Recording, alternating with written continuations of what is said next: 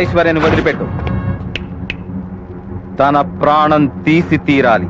ఆ పని చేయాల్సింది నేను. నువ్వు నీ కర్తవ్యాన్ని విస్మరించావు. విధిరాత నుంచి ఆమెను తప్పించలేవు.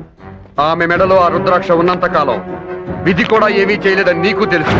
అది తీయించటం ఎలాగో నాకు తెలుసు. ఆమెను కాపాడుకోవడం ఎలాగో నాకు తెలుసు. ధర్మాన్ని నిలబెట్టవలసిన వాడి వయ్యుండి ధర్మం తప్పుతున్నావు. సతీ సావిత్రి భర్త ప్రాణాలు తిరిగిచ్చిన తాతకి తగ్గ మనవణ్ణి. ప్రియురాలు ప్రాణాలు కాపాడుకోవడం కూడా ధర్మమే. అయితే నీకు నాకు పోరాటం తప్పదు.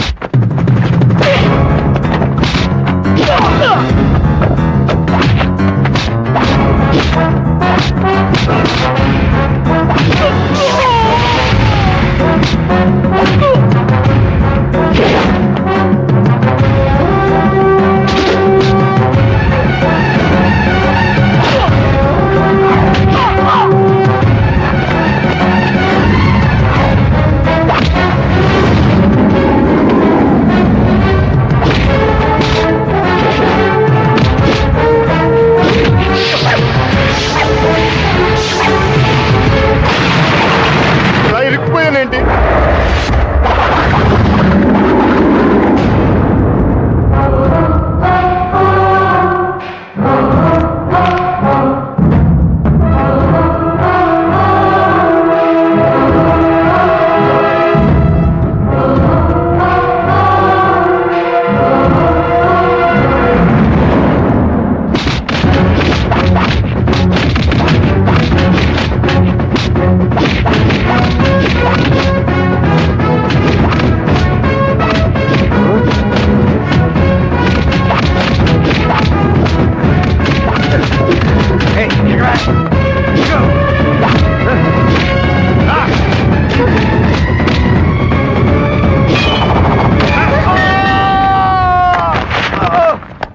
తమ్ముడు, దాన్ని వదలొద్దాను. దాన్ని చంపేయన్నా. అలా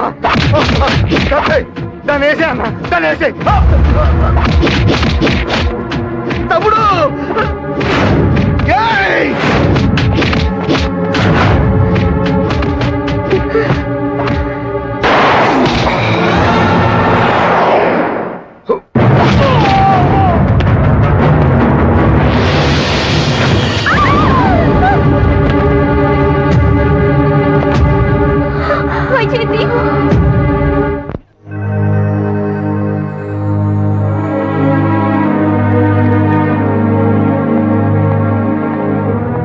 doctor, I'm sorry. Chances are very less. అంటే ఆ దేవుని ప్రార్థించండి. I'm sorry.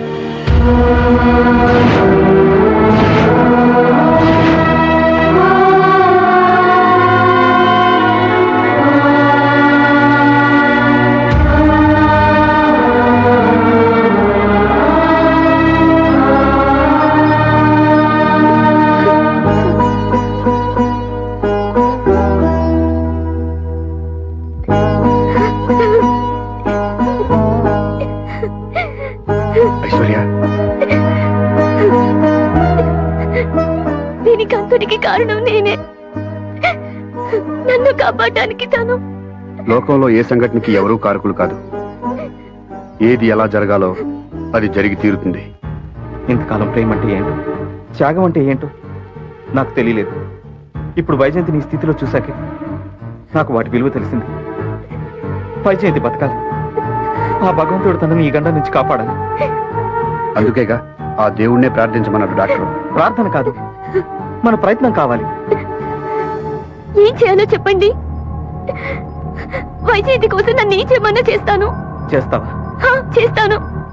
అయితే నీ మెళ్ళో నా రుద్రాక్ష కావాలి.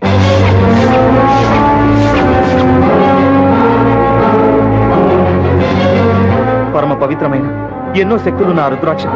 చిన్నప్పటి నుంచి నీకు శ్రీరామ రక్షని మీ ఇంట్లో వాళ్ళు చెప్పారు. దాన్ని ఒకసారి తీసి వైజయంతి మెడలో వేస్తే దాని మహిమ వలన తను కోలుకోగలదేమో. నా వైజయంతి బతకాలి. నువ్వైనా చెప్పు ధర్మ. ఇది వేస్తే వైజయంతి బ్రతుకుతుందా? ప్రయత్నం చేయడంలో తప్పులేదు కదా. ఫలితం లేని ప్రయత్నం చేయటం అనవసరం. చేస్తేనే కదా తెలిసేది ఫలితం ఉందో లేదో అని. అవును, ఈ రుద్రాక్షకి మహిమ ఉండి కూడా నేను ఇప్పుడు ఊరుకుంటే వైజయంతిని నా చేతులతో నేనే చంపుకున్నదాన్ని అవుతాను.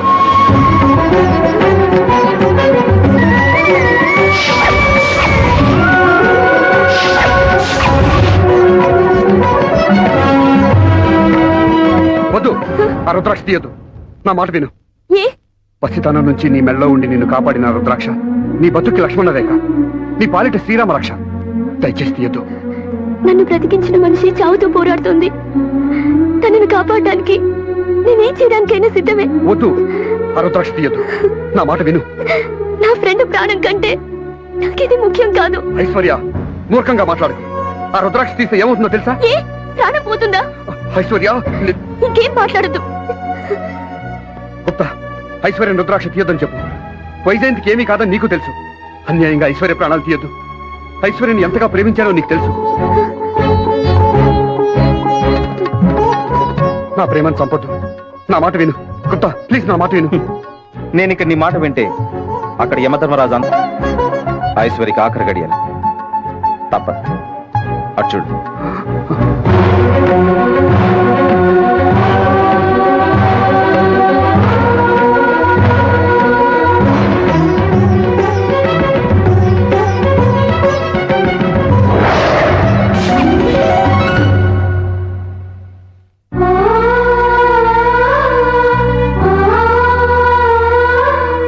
మీరంతగా టెన్షన్ పడ్డానికి కారణం మీకు నా మీదున్న ప్రేమ.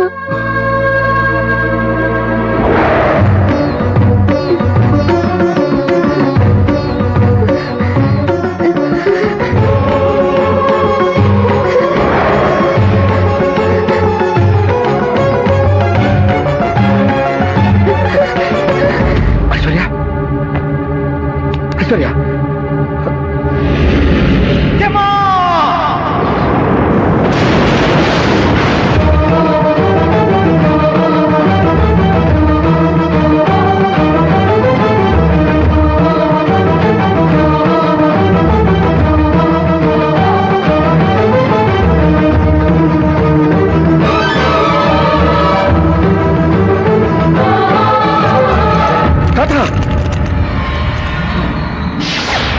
వద్దు, వద్దు తాత. చీమకు కూడా హాని చేయని ఈ అమాయకురాలి ప్రాణం తీయద్దు తాత. ఆపు! అలా పిలిచి అర్హత నువ్వు పోగొట్టుకున్నావు. యుగ యుగాలుగా సృష్టి ధర్మాన్ని నిర్వహిస్తూ తరతమ భేదాలు లేకుండా భవబంధాలకు లోడు కాకుండా అందరినీ ఒకే ధర్మంగా చూస్తూ యమలోకాన్ని ఫలిస్తూ సమధర్మ పాలకుండా కర్తవ్య నిష్ఠ గరిష్ఠుండా న్యాయ పరిరక్షకుండా యముండా అని కొనియాడబడే నాకే తలవంపులు తెచ్చే తప్పు చేసినవి కదా. ప్రేమించడం తప్ప? తప్పే. దేవగంధర్వుడైన నీవు ఒక మానవ కన్యను ప్రేమించి పెళ్లి చేసుకోవాలనుకోవడం ముమ్మాటికి తప్పే. తప్పే ఉంది తాతయ్య. కుమారస్వామి శ్రీవల్లిని, వెంకటేశ్వరుడు బీబీ నాంచారమ్మని పెళ్లి చేసుకోలేదా? ఆపు నీ ఉన్మత్త ప్రేలాపన, అధిక ప్రసంగం. యమలోక ప్రతిష్టను సర్వనాశనం చేసి బాధ్యతలను మర్చిపోయి భ్రష్టుడవైనావు. కర్తవ్య నిర్వహణ మర్చిపోయి ఒక సామాన్య మానవుడి వలె నీ స్వార్థం కోసం దేవుళ్ళను వాడుకోవాలని ప్రయత్నించకు. ఇప్పుడు నీ వెంత ప్రతిభలను ఆమె ప్రాణము తీయక తప్పదు.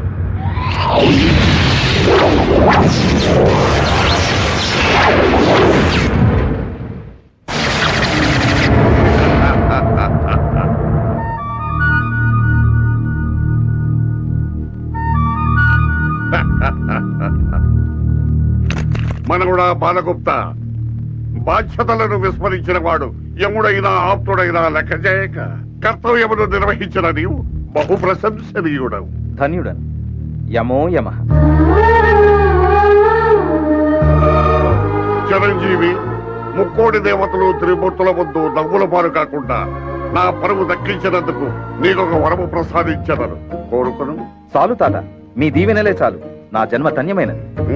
మనవుడా, ముచ్చటపడి ఈ తాతయ్య ఇవ్వదలిచిన వరమును కాదనక కోరుకును.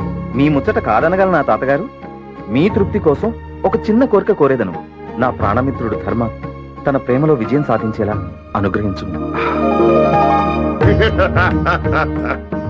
ఇంతియే కదా పాలయమా, నీ ప్రేమకు జైవకలు కాక.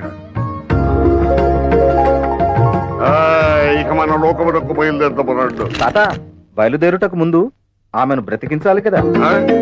ఆమెను బ్రతికించుటయా? ఏమీ పరిహాసమా? అతని ప్రేమ జయించవలెనన్నా తన ప్రియురాలు బతికి తీరవలను కదా. అసంభవము. ఆలోచించండి తాత.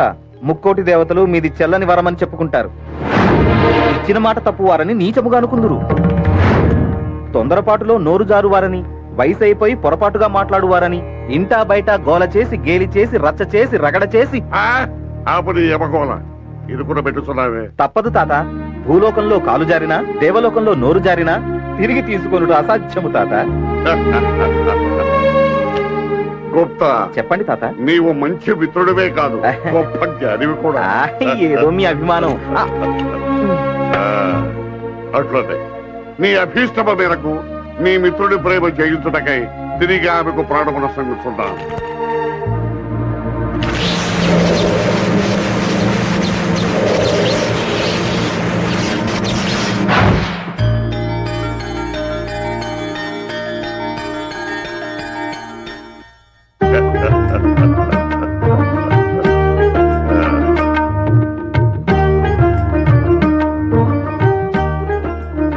ధన్యోస్మి. బాలకులారా, మరి మన లోకములకు మీ రాక ఎప్పుడు? చేతిలో ప్రసాదం పెట్టి నోటి కట్టుపడినట్లు ప్రియురాలినిచ్చి ప్రయాణము కమ్మనిన ఎట్లు తాత. మరచితని మరి నీ సంగతి ఏమి? అదే చేత్తో ఈ ఇరువురిని కూడా ఆశీర్వదించు తాత. ఆహా, మీ స్నేహము చూచుటకు కడుముచ్చటగా ఉన్నది సుమా. మిత్రుడన్న మీరే మిత్రుడు. సరే, మీ ఇరుదండలు వివాహములాడి మీ ఇష్టం వచ్చినంత కాలము ప్రేమ మాధుర్యాన్ని ఆస్వాదించి, అనుభవించి, ఆనందించి, సుఖ సంతోషాలతో మీ సంసారమును సాగించి, ఆ తర్వాత ఆనంద డోలికల్లో ఊగుతూ మన లోకమునకు రండి.